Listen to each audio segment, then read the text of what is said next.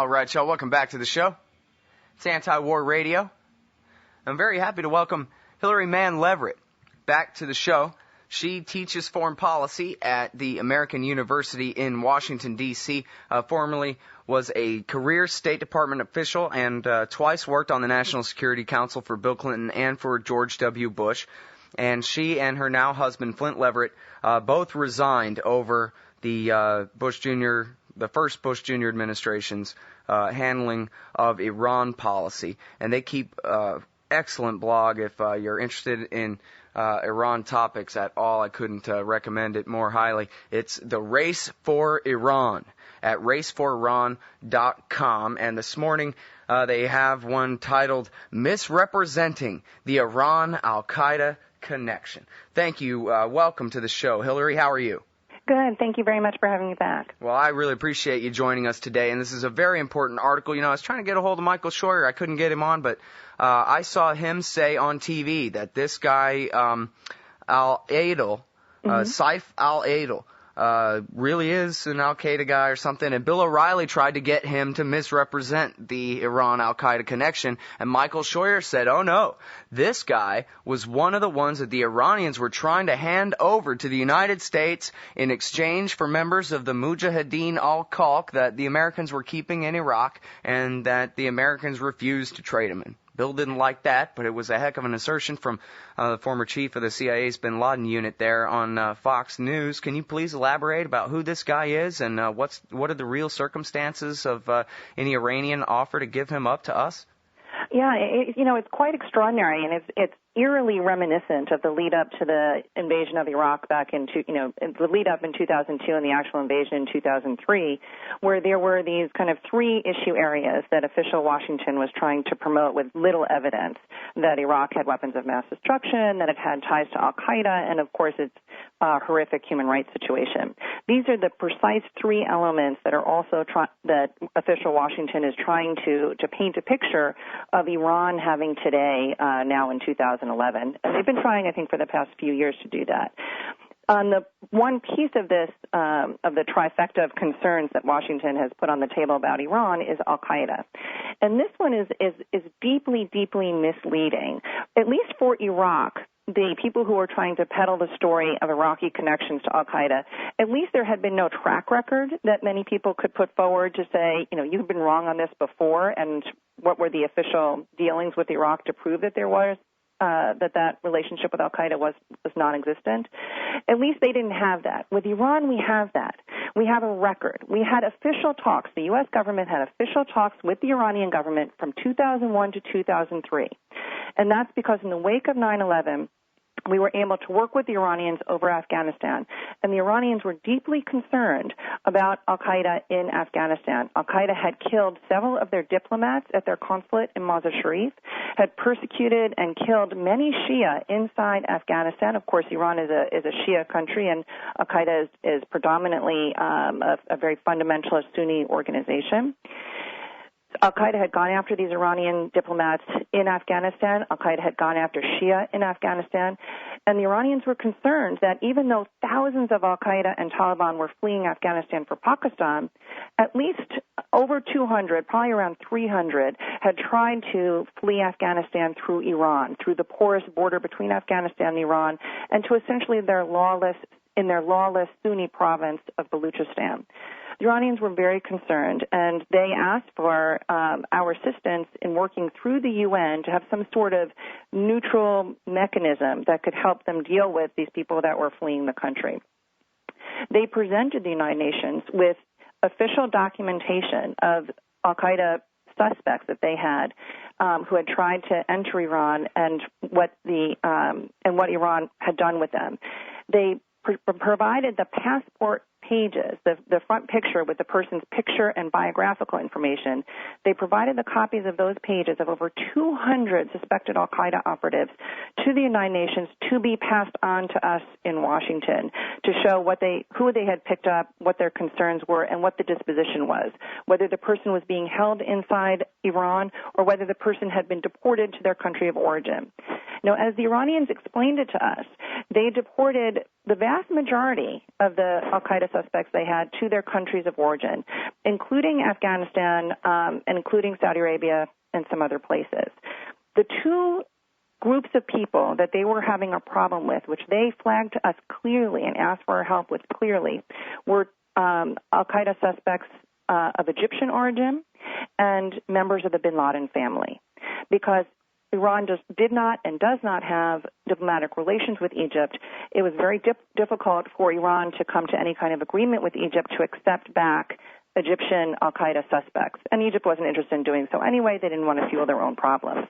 So on the list of Egyptians that the Iranians couldn't do anything with other than keep them detained in Iran was Saif al-Adel, who we had known in the U.S. government, had suspected deeply to be a very dangerous, seasoned al-Qaeda operative with significant Egyptian military training. He had actually achieved the level of colonel. So we really had an interest in him not being on the streets someplace, and we had an interest in access to him to see what he knew and to help us in our fight against al-Qaeda. Just to make this point really specific here, you're telling me that at the time on the National Security Council, you guys were talking about this guy. Yes, he was on a list that we wanted. Eventually, we put together a list of the remaining al-Qaeda operatives that we thought were in Iran. So out of the more than 200 that the Iranians had documentation themselves for having apprehended and deported or detained, there were about a handful left that we were concerned about, and we wanted them to unconditionally deport them. But they said to us, look, we've deported or arrested over 200. The problem that we have remaining is with the Egyptians and with Saudis from the bin Laden family, because Saudi Arabia wouldn't take any of the bin Ladens either. And they wanted our help to come up with some sort of mechanism to dispose of these people in some way. And I don't mean by that to kill them. I mean to get them to some other country or to some other party. And in the interim, they would keep them detained. And so they did. They kept Saif al-Adel detained because we insisted. Our comeback to the Iranians was, no, you're a terrorist-supporting country, terrorist-sponsoring country. You have to now prove your bona fides in the war against terrorism. You have to prove whether you're with us or against us. And to prove that, you will have to unconditionally deport these people to their country of origin or get them to us somehow. Mm-hmm. The Iranians wanted to work with us to come up with some mechanism to do that. But the idea of the Iranians directly handing someone over to us was a difficult one for them, and they were asking for our assistance to have some sort of UN or international mechanism that they could hand these remaining people over or through. As these negotiations were going forward, and we were down to this last group of people, essentially people of Egyptian origin and some of the Saudis, the United States unilaterally cut off the talks that we were having with Iran. This is now May 2003. And by this point, these people have been basically in jail in Iran for about a year and a half. We could have had access to them that entire time, but we didn't. We were going back and forth trying to get Iran to unconditionally hand over this last remaining group, even though they had deported over 200. So what happens in 2003? We cut off the dialogue that we were having with the Iranians, the official talks we had with the Iranians, and we designate the MEK, the Mujahideen al-Haq, which is also a U.S. designated terrorist organization, but for many it's also looked at as an Iranian opposition group that could be used at some point down the road to put pressure on and help undermine the Iranian government. Those people were in Iraq because they had supported Saddam Hussein, fought with Saddam Hussein's military against us, against Iran. We had invaded Iraq, of course, that spring. Now, I'm sorry, Hillary, I'm gonna have to go ahead and interrupt you here. Music's playing. We got to go and take this break. Okay. But everyone, again, it's Hillary Mann Leverett. RaceForIran.com is the website. Former National Security Council staffer and career State Department employee. We're talking about Iran capturing al-Qaeda, the Mujahideen al-Qaeda, the Great Peace Offer 2003, and more. We'll be back right after this. Oh, I heard on National Public Radio, the Ayatollah's in bed with Osama, even though he's dead. Zawahiri, then, I guess. All right, well, Hillary Mann's on the phone. Hillary Mann Leverett. She is a former National Security Council member during the Bush junior years, and the first part of them. And so is her husband as well, Flint Leverett. They keep the website raceforiran.com. And now where we left off, you were just getting into the Mujahideen al-Khalq. And now, so here's the important part of this, I think, in your essay today at raceforiran.com. It says, later in the run-up to the invasion of Iraq, the Bush administration told the Iranians that the MEK, an Iraqi-based Iranian opposition group that the United States had for years identified as a foreign terrorist organization, would be targeted as an extension of Saddam's military apparatus. However, in the immediate aftermath of the invasion, the Pentagon instead granted MEK special protected status. And then, according to many reports, I don't know if you can confirm these or concur with them or what, they were used as terrorists blowing up things in Iran there. And say, for example, 2006, when Larissa Alexandrovna wrote at Raw Story the article, On Cheney-Rumsfeld Order, U.S. Outsourcing Special Ops Intelligence to Iraq Terror Group, intelligence officials say, which you may have read. Hillary? Yes, I mean, this is really the bottom line, is that we did tell, I was part of the group of official Americans meeting with the Iranians. We told the Iranians in the lead up to the invasion of Iraq that the United States government considered the MEK as a designated terrorist organization, and even more than that we viewed the MEK as essentially a wholly owned subsidiary of Saddam Hussein's military in Iraq, because they had fought hand in hand with Saddam Hussein's military for years and years. We assured the Iranians that they would be on our target list when we invaded Iraq. Then, of course, we weren't. But to add, salt to the wound for the Iranians, not only did we not target the MEK, but we gave them this protected person status, which meant that the Iraqi government that was just emerging, of course, at that point it wasn't sovereign yet, but it was still emerging, started to have discussions with Iran about repatriating these MEK guys to Iran, not because the Iraqi government, the nascent Iraqi government at the time, loved Iran, but they hated the MEK just as much as the Iranians did, because the MEK had fought with Saddam Hussein.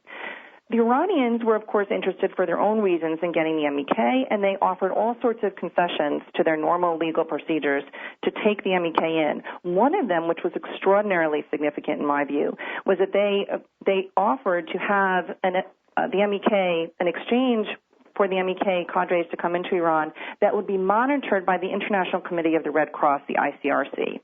That would have been an incredibly valuable precedent for anybody who cares about human rights anywhere, because one of the great things the ICRC does is when they monitor the treatment of prisoners, they're in the prisons, which has a corresponding effect to how people are treated in the prison, not just the people that they're monitoring, but everybody in the prison. But be that as it may, the Bush administration decided it didn't want to trade. It didn't want to give up the MEK, even though the MEK had American blood on its hand. They wanted to hold the MEK, just as you indicated, for future operations to undermine the Iranian government. But even more glaringly astounding, in my view, was they wanted to hold the MEK not just to undermine the Iranian government, but they wanted to hold the MEK cadres despite the fact that Iran was willing to trade them for these remaining al-Qaeda operatives they had detained, for al-Qaeda people as vicious as someone like Saif al-Adel and as anti-American as someone like Saif al-Adel. The Bush administration thought, much better to have a group like the MEK. They are just in case we need them, or not even just in case, but as part of our plan to undermine the Iranian government as we go forward in the next few years, rather than get access to some important people in al-Qaeda. The funny thing is that the Iranians are, I think, they have acted, particularly over the past decade, but I would even argue longer. But in many ways, they act in some very rational ways in terms of protecting and promoting their own national interest. We may not agree with everything they decide to do, but they act in a very rational way for their foreign policy. And so when somebody else came to them to try to get a swap for Saif al-Adel, they did it, and that was al-Qaeda. Al-Qaeda took one of their diplomats, kidnapped one of their diplomats in Pakistan a couple of years ago, and said to Iran, if you want him back, you'll have to trade. Then the Iranians traded him, and so now Saif al-Adel is out, and is out and free to do whatever he wants against the United States. Now, the really, I think, a glaringly bad thing that NPR and some other mainstream media outlets have done is they're portraying what Iran did as somehow collaborating with Saif al-Adel or collaborating with al-Qaeda to keep them safe in Iran, where nothing is further from the truth. The Iranians didn't want these guys in Iran. They tried to work with us to get these guys out of Iran. They were willing to trade them for terrorists, anti-Iranian terrorists. We weren't interested. It was our government, the U.S. government, that put a priority on this fanciful idea of regime change in Iran over getting access to real al-Qaeda, potentially dangerous real al-Qaeda operatives. Well, that's a very important point, and I urge people to go to raceforiran.com and look at this article, Misrepresenting the Iran-Al-Qaeda Connection. And it begins with a couple of quotes, extensive quotes from the NPR report, and it really is amazing the spin just by omission and the way they make it sound like basically the Ayatollah has been harboring these guys, even where they admitted he was detained there. They don't ever talk any more about that. They make it sound like they're keeping al-Qaeda as pets in their palaces or something. Yeah, I mean, the articles have this idea that the Iranians have nefariously kept al-Qaeda operatives alive. Like, how dare they not just kill them all? It's really quite a story. And unfortunately, I think when you stitch together these pieces trying to portray Iran collaborating with al-Qaeda, Iran pursuing nuclear weapons, which is also without any evidence and foundation, and then all of these, I think this myopic view of how Iran deals with its internal situation, you have the same trifecta of concerns, quote-unquote concerns, from official Washington that we had for Iraq.